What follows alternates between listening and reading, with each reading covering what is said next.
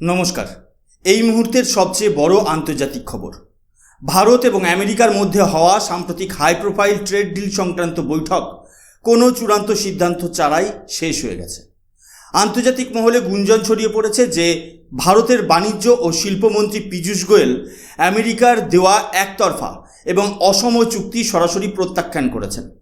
Western media এবং পশ্চিমী সংবাদ মাধ্যম দাবি করছে আমেরিকা ভারতকে একটি অত্যন্ত লোভনীয় এবং লাভজনক অফার দিয়েছিল, কিন্তু ভারত সরকার অনড় মনোভাব দেখিয়ে সেই প্রস্তাব ফিরিয়ে দিয়েছে। তবে এই খবর ছড়িয়ে পড়ার সাথে সাথেই ভারতের পক্ষ থেকে এর এক তীব্র এবং কড়া জবাব দেওয়া হয়েছে। বাণিজ্যমন্ত্রী পীযূষ গোয়েল পরিষ্কার জানিয়ে দিয়েছেন, পশ্চিমী মিডিয়ার এই দাবি সম্পূর্ণ ভিত্তিহীন এবং উদ্দেশ্য প্রণোদিত। ভারত কোনো আলোচনা মাঝ রাস্তায় ভেস্তে দেয়নি, বরং আমেরিকা নিজের ক্ষমতার অহংকারে এমন কিছু শর্ত চাপাতে চেয়েছিল যা ভারতের সার্বভৌমত্ব এবং দেশের কোটি কোটি কৃষকের স্বার্থের পরিপন্থী। আর ঠিক এই জায়গাতেই ভারত আজ এক নতুন ইতিহাস তৈরি করেছে। আমেরিকার মতো গ্লোবাল সুপার পাওয়ারের সামনে সোজা হয়ে দাঁড়িয়ে নিজের শর্তে কথা বলেছে নয়াদিল্লি।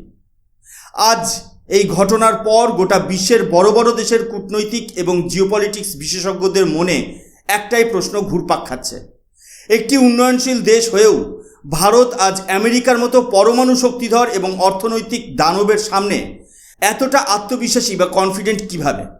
যেখানে বিশ্বের তাবড় তাবড় দেশ ওয়াশিংটনের একটা হুমকিতে নিজেদের নীতি বদলে ফেলে, সেখানে ভারত সরকারের এই অদম্য সাহসের আসল উৎসটা কী? আজ আমাদের এই এপিসোডে আমরা ঠিক এই প্রশ্নগুলোরই উত্তর খুঁজব। আমেরিকা কি সত্যিই ভারতকে ব্ল্যাকমেল করার চেষ্টা করছে? কেন ওয়াশিংটন ভারতের কৃষিক্ষেত্র এবং ডেইরি সেক্টরকে ধ্বংস করতে চাইছে?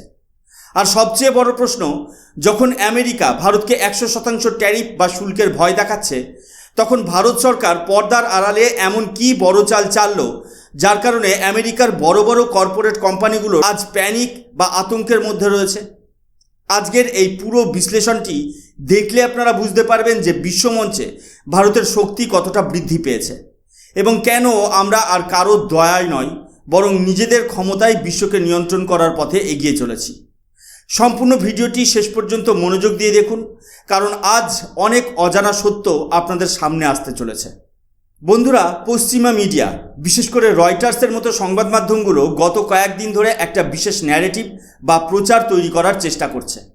তারা দেখাতে চাইছে যে ভারত আন্তর্জাতিক বাণিজ্য চুক্তি করার ক্ষেত্রে অত্যন্ত ধীরগতির এবং ভারত সরকারের অনড় অবস্থানের কারণে আমেরিকার সাথে সম্পর্ক খারাপ হচ্ছে। কিন্তু সত্যটা এর ঠিক উল্টো। আপনারা এই মুহূর্তে স্ক্রিনে দ্য ইকোনমিক টাইমসের এই নিউজ আর্টিকেলটি দেখতে পাচ্ছেন। এখানে পরিষ্কার ভাষায় আমাদের কমার্স মিনিস্টার পীযূষ গোয়েল জানিয়েছেন যে আমেরিকার অফার রিজেক্ট করার যে খবর ছড়ানো হচ্ছে তা সম্পূর্ণ অসত্য এবং বিভ্রান্তিকর। আসল বিষয়টাকে যদি একটু সহজভাবে বোঝা যায় তাহলে দেখতে পাবেন যে আমেরিকা ভারতকে কোনো ভালো প্রস্তাব দেয়নি। তারা মূলত একটা অর্থনৈতিক জঙ্গল রাজ চালাতে চাইছিল। তাদের মনোভাবটা ছিল এরকম, হয় আমাদের তৈরি করা শর্তে সই করো, না হলে তোমাদের দেশের পণ্যের ওপর আমরা 100% ট্যারিফ বসিয়ে দেবো। কিন্তু ভারত আজ আর 1910 বা 1990 সালের ভারত নয়, এটা 2026 সালের নতুন ভারত। আমরা আমেরিকার এই একতরফা দাদাগিরিকে সরাসরি না বলে দিয়েছি। আপনারা এবার স্ক্রিনে scroll.in এর রিপোর্টটি দেখতে পাচ্ছেন। আমেরিকার ট্রেড রিপ্রেজেন্টেটিভ জ্যামিসন গ্রিয়ার যখন ভারতে এসেছিলেন তখন তিনি এক চরম অহংকারী মনোভাব নিয়ে টেবিলে বসেছিলেন। আমেরিকা চেয়েছিল ভারত যেন তার পুরো মার্কেট বা বাজারের অ্যাক্সেস আমেরিকার কোম্পানিগুলোকে দিয়ে দেয়। আমেরিকা আমাদের ওপর 3টি মূল শর্ত চাপানোর চেষ্টা করেছিল। প্রথমত, ভারত সরকারের তরফ থেকে আমেরিকা গুগল বা মেটার মতো বিগ টেক কোম্পানিগুলোর ওপর যে ডিজিটাল সার্ভিস ট্যাক্স লাগানো হয়েছে তা সম্পূর্ণ তুলে নিতে হবে। দ্বিতীয়ত, আমেরিকার ভর্তুকিযুক্ত কৃষিপণ্য এবং ডেইরি প্রোডাক্ট কোনো রকম বাধা ছাড়াই ভারতের বাজারে ঢুকতে দিতে হবে। তৃতীয়ত, ভারত যেন অন্য কোনো দেশের সাথে, বিশেষ করে রাশিয়ার সাথে আর তার অর্থনৈতিক সম্পর্ক না রাখে। এবার বাস্তব পরিস্থিতিটা একটু তলিয়ে দেখুন। আমেরিকার ডেইরি এবং পোলট্রি শিল্পে সরকার প্রচুর পরিমাণে সাবসিডি বা ভর্তুকি দেয়। সেই পণ্য রপ্তানি যদি ট্যাক্স ছাড়া ভারতের বাজারে দেদারসে ঢুকতে শুরু করে, তবে আমাদের দেশের কোটি কোটি কৃষক, পশুপালক এবং স্থানীয় ছোট ব্যবসায়ীদের অবস্থা কী হবে? ভারতের স্থানীয় সাপ্লাই চেন বা সরবরাহ শৃঙ্খল সম্পূর্ণ ভেঙে পড়বে এবং আমরা খাদ্যের জন্য আমেরিকার কর্পোরেট কোম্পানিগুলোর উপর নির্ভরশীল হয়ে পড়ব। ভারত সরকার ঠিক এই জায়গাতেই তাদের রেড লাইন বা লক্ষণ রেখা টেনে দিয়েছে। আমরা আমাদের দেশের ব্যাকবোন অর্থাৎ কৃষিক্ষেত্রকে আমেরিকার বাণিজ্যিক স্বার্থের বলি হতে দিতে পারি না। তাই ভারতের তরফ থেকে পরিষ্কার জানিয়ে দেওয়া হয়েছে, ব্যবসায়িক চুক্তি তখনই হবে যখন দুই পক্ষই সমান সুবিধা পাবে। একতরফা কোনো নির্দেশ ভারত মেনে নেবে না। বন্ধুরা, আমেরিকার এই ক্ষোভ কিন্তু আজকের নয়। যদি আমরা একটু পেছনের দিকে তাকাই তবে দেখব 2025 সাল থেকে আমেরিকার প্রেসিডেন্ট ভারতের ওপর এক ধরনের অর্থনৈতিক চাপ বা ইকোনমিক পানিশমেন্ট দেওয়ার চেষ্টা করছেন। আমাদের দেশের জুয়েলারি, টেক্সটাইল এবং চিংড়ি মাছের মতো বড় বড় এক্সপোর্ট সেক্টরের ওপর তারা প্রায় 50% পর্যন্ত ট্যারিফ বসিয়ে দিয়েছিল, যাতে ভারতীয় রপ্তানিকারকদের লাভের মার্জিন শেষ হয়ে যায়। কিন্তু ভারত তাতেও মাথা নোয়ায়নি। কেন আমেরিকা ভারতের ওপর এত রেগে আছে? তার দুটি প্রধান কারণ রয়েছে। প্রথমত, আমেরিকা বারবার চাপ দেওয়া সত্ত্বেও ভারত রাশিয়ার কাছ থেকে সস্তায় অপরিশোধিত তেল কেনা বন্ধ করেনি। নিজেদের দেশের স্বার্থ রক্ষা এবং দেশের সাধারণ মানুষের কথা ভেবে ভারত সরকার আমেরিকার রক্তচক্ষুকে উপেক্ষা করে রাশিয়ার সাথে জ্বালানি বাণিজ্য চালিয়ে গেছে। দ্বিতীয়ত, আমেরিকা চেয়েছিল ভারত যেন ব্রিক্স জোট থেকে নিজেকে সরিয়ে নেয়, কিন্তু ভারত স্পষ্ট বুঝিয়ে দিয়েছে যে ভারতের পররাষ্ট্রনীতি অন্য কোনো দেশের ইশারায় চলে না। এরই মধ্যে ওয়াশিংটনের কিছু কট্টরপন্থী রাজনীতিবিদ ভারতের ওপর আরও বড় অর্থনৈতিক হামলার ছক কষছেন। আপনারা এই মুহূর্তে স্ক্রিনে দ্য টাইমস অফ ইন্ডিয়ার এই নিউজ আর্টিকেলটি দেখতে পাচ্ছেন। এখানে পরিষ্কার বোঝা যাচ্ছে যে কিভাবে ভারত সরকার পর্দার আড়ালে আমেরিকার এই নোংরা পলিটিক্সকে কাউন্টার করছে। আমেরিকা আসলে একটা গ্লোবাল রেফারি সেজে বসে আছে, যে নিজেই নিয়ম বানায় আর নিজের সুবিধা মতো সেই নিয়ম ভেঙে দেয়। আমেরিকার কিছু সেনেটর তো এমনও দাবি করেছিলেন যে ভারতের ওপর 500% পর্যন্ত ট্যাক্স চাপানো হোক, তাহলে নাকি ভারত মাত্র 60 দিনের মধ্যে আমেরিকার শর্ত মেনে নেবে। কিন্তু ভারতের প্রধানমন্ত্রী নরেন্দ্র মোদীর নেতৃত্বাধীন সরকার এই সমস্ত ফাঁকা হুমকিতে ভয় পাওয়ার বান্দা নয়। ভারত খুব ঠান্ডা মাথায় এই কঠিন পরিস্থিতি মোকাবেলা করছে। আপনারা স্ক্রিনে দ্য হিন্দুর এই অত্যন্ত গুরুত্বপূর্ণ নিউজ রিপোর্টটি দেখছেন। আমেরিকার পার্লামেন্টে ভারতীয় তেলের উপর ভিত্তি করে 100% ট্যারিফ লাগানোর যে বিল আনার প্রস্তাব করা হয়েছে তা নিয়ে ভারতের অভ্যন্তরীণ রাজনীতিতেও আলোচনা শুরু হয়ে গেছে। কিন্তু ভারত সরকার অত্যন্ত আত্মবিশ্বাসের সাথে এই চ্যালেঞ্জ গ্রহণ করেছে। আমেরিকার প্রেসিডেন্ট ডোনাল্ড ট্রাম্প দাবি করেছিলেন যে ভারত নাকি আমেরিকার কাছ থেকে $500 বিলিয়ন পণ্য কেনার প্রতিশ্রুতি দিয়েছে এবং তার বদলে আমেরিকা ভারতের ট্যারিফ 50% থেকে কমিয়ে 18% করবে। কিন্তু ভারত সরকার অত্যন্ত চতুরতার সাথে এই মিথ্যা দাবিকে খণ্ডন করে দিয়েছে। ভারত বলেছে, আলোচনা হওয়া আর প্রতিশ্রুতি দেওয়ার মধ্যে আকাশ পাতাল তফাৎ রয়েছে। ভারত কোনো চুক্তিতে সই করেনি, বরং সময়ের সাথে সাথে নিজের অবস্থানকে আরও শক্তিশালী করে তুলেছে। ভারত সরকার খুব ভালো করেই জানে যে সামনের সংসদের বাদল অধিবেশন বা মনসুন সেশন শুরু হতে চলেছে এবং এই সময়ে যদি ভারতের শেয়ার মার্কেট বা অর্থনীতিতে কোনো নেতিবাচক প্রভাব পড়ে তবে দেশের ভেতরের বিরোধী রাজনৈতিক দলগুলো একে ইস্যু করার সুযোগ পেয়ে যাবে।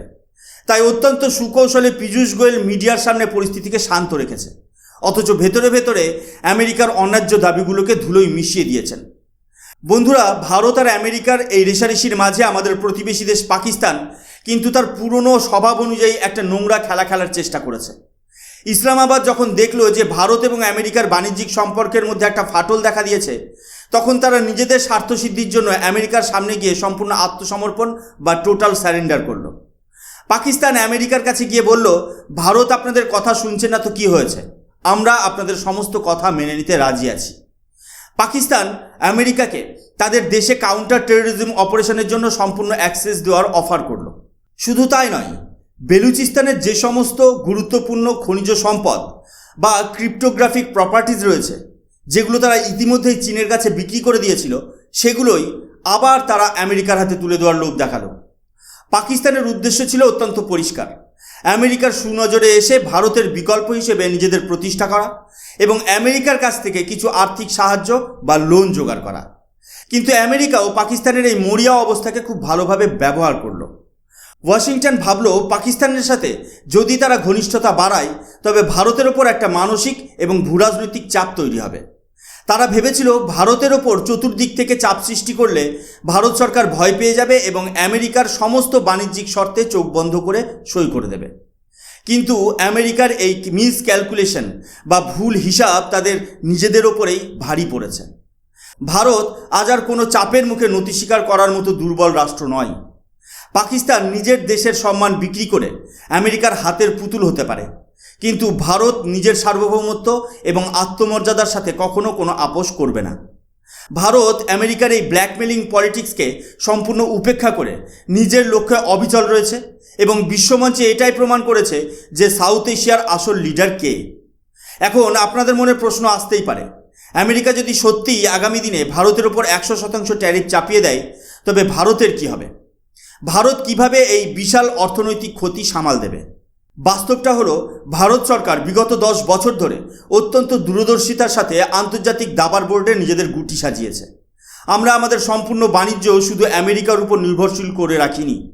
ভারত তার জিওপলিটিক্যাল পোর্টফোলিওকে সম্পূর্ণ ডাইভার্সিফাই বা বৈচিত্র্যময় করে তুলেছে। আমরা ব্রিটেনের সাথে সফলভাবে ফ্রি ট্রেড এগ্রিমেন্ট বা মুক্ত বাণিজ্য চুক্তি সম্পন্ন করে তা অলরেডি পুরোপুরি কার্যকর করে ফেলেছি, যা আমাদের রপ্তানি বাণিজ্যকে এক নতুন উচ্চতায় নিয়ে গেছে। ইউরোপের আধুনিক প্রযুক্তির বাজারকে ভারতের সাথে যুক্ত করা হয়েছে। আগামী 20 বছরের জন্য ভারতের জ্বালানি নিরাপত্তা নিশ্চিত করতে মিডল ইস্ট বা মধ্যপ্রাচ্যের দেশগুলোর সাথে দীর্ঘমেয়াদী চুক্তি সম্পন্ন করে এসেছেন ভারতের বিদেশমন্ত্রী এস জয়শঙ্কর। এমনকি আমাদের নিজস্ব ডিজিটাল পেমেন্ট সিস্টেম অর্থাৎ ইউপিআইকে ইতিমধ্যেই ফ্রান্স এবং ইন্দোনেশিয়ার মতো দেশের সাথে যুক্ত করা হয়েছে। এর মানেটা কি দাঁড়ালো? এর মানে হলো, ভারত আজ আমেরিকার ফাইন্যান্সিয়াল কন্ট্রোল বা আর্থিক নিয়ন্ত্রণের বাইরে গিয়ে সরাসরি ভারতীয় রুপিতে আন্তর্জাতিক বাণিজ্য করার একটি শক্তিশালী অল্টারনেট বা বিকল্প সিস্টেম তৈরি করে ফেলেছে। একেই বলে সার্ভাইভাল মেকানিজম বা টিকে থাকার মাস্টার প্ল্যান। আমেরিকা ভেবেছিল যে ভারতের এক্সপোর্ট বন্ধ হয়ে গেলে ভারত প্যানিক করবে, কিন্তু ভারতের এক্সপোর্ট বা রপ্তানি প্রতি বছর লাফিয়ে লাফিয়ে বাড়ছে এবং এই বছর আমরা $1 ট্রিলিয়ন এক্সপোর্টের মাইলফলক ছোঁয়ার পথে এগিয়ে চলেছি। যদি আমেরিকা আমাদের ওপর 100% ট্যাক্স বসায়, তবে ভারতের হয়তো আমেরিকার বাজারে কিছুটা ক্ষতি হবে, কিন্তু ভারত ইতিমধ্যেই অস্ট্রেলিয়া, নিউজিল্যান্ড এবং দক্ষিণ পূর্ব এশিয়ার মতো নতুন নতুন বাজার নিজেদের জন্য খুলে রেখেছে। ফলে আমেরিকার এই অর্থনৈতিক অস্ত্র বা ইকোনমিক ওয়েপেন ভারতের সামনে আজ সম্পূর্ণ ভোঁতা হয়ে গেছে। বন্ধুরা, এই লড়াইটা এখন আর শুধু সাধারণ আমদানি বা রপ্তানি শুল্কের মধ্যে সীমাবদ্ধ নেই। এই লড়াইটা এখন এই বিষয়ের ওপর যে আগামী দিনে পৃথিবীর অর্থনৈতিক এবং ভূ রাজনৈতিক নিয়মগুলো কারা লিখবে। গত কয়েকদিনে যা ঘটেছে তা থেকে একটা বিষয় স্পষ্ট, যে বিশ্বজুড়ে পুরনো গ্লোবালাইজেশন বা বিশ্বায়নের যুগ এখন শেষের মুখে। আগেকার দিনে চীন যেভাবে বিশ্বায়নের সুযোগ নিয়ে নিজেদের বড় করেছিল, সেই যুগ এখন অতীত। এখন যুগ হলো মাল্টিপোলার ওয়ার্ল্ড বা বহুমুখী বিশ্বের যুগ, যেখানে প্রতিটি দেশ এখন আর কোনো একটা সুপার পাওয়ারের কথাই চলবে না, বরং নিজেদের জাতীয় স্বার্থ অনুযায়ী ছোট ছোট দ্বিপাক্ষিক চুক্তি বা মিনিল্যাটারাল এগ্রিমেন্টের মাধ্যমে কাজ করবে। আমেরিকার কর্পোরেট কোম্পানিগুলো আজ খুব ভালো করে জানে যে তাদের ব্যবসার ভবিষ্যৎ ট্রাম্পের নীতির মধ্যে নেই, বরং ভারতের এই বিশাল কনজিউমার মার্কেটের মধ্যে লুকিয়ে রয়েছে। গুগল, মেটার মতো বড় বড় আমেরিকান টেক জায়ান্ট কোম্পানিগুলো আজ ভারতের এআই প্রযুক্তিতে বিলিয়ন বিলিয়ন ডলার ইনভেস্ট করছে, কারণ চীনের বাজার তাদের জন্য বন্ধ এবং ভারতের বাজার ছাড়া তাদের টিকে থাকা অসম্ভব। যদি এই বাণিজ্য যুদ্ধে ভারত আমেরিকার অন্যায্য শর্তের সামনে মাথা নত না করে নিজের অবস্থানে অনড় থাকে, তবে তা গোটা বিশ্বের উন্নয়নশীল দেশগুলোর জন্য এক বিশাল বার্তা নিয়ে আসবে। এটা প্রমাণিত হবে যে ওয়াশিংটন আর নিজের গায়ের জোরে বা ফাইন্যান্সিয়াল টেরর দিয়ে দুনিয়া শাসন করতে পারবে না। ভারত আজ ব্লিঙ্ক করছে না। ভারতের চোখ আমেরিকার চোখের দিকে সোজা তাকিয়ে আছে। আগামী দিনে কি ঘটে? ডোনাল্ড ট্রাম্প কি সত্যিই ভারতের উপর 100% ট্যারিফ চাপানোর সাহস দেখাবেন, নাকি ভারতকে সমীহ করে পিছিয়ে আসতে বাধ্য হবেন, তা সময়ই বলবে। তবে একথা নিশ্চিত যে নতুন ভারতের এই আত্মবিশ্বাস আজ বিশ্বমঞ্চে এক নতুন অধ্যায়ের সূচনা করেছে। আপনাদের এই পুরো বিষয়ে মতামত কি, তা অবশ্যই নিচে কমেন্ট করে জানান। ভিডিওটি ভালো লাগলে লাইক করুন এবং বন্ধুদের সাথে শেয়ার করুন। আর আমাদের চ্যানেল অদ্ভুত অথচ বাস্তবকে সাবস্ক্রাইব করতে ভুলবেন না। আমি সুশোভন, আজকের মতো এখানেই শেষ করছি। দেখা হবে পরের এপিসোডে। ততক্ষণ পর্যন্ত ভালো থাকবেন, সুস্থ থাকবেন। জয় হিন্দ, বন্দে মাতরম, ভারত মাতা কি জয়।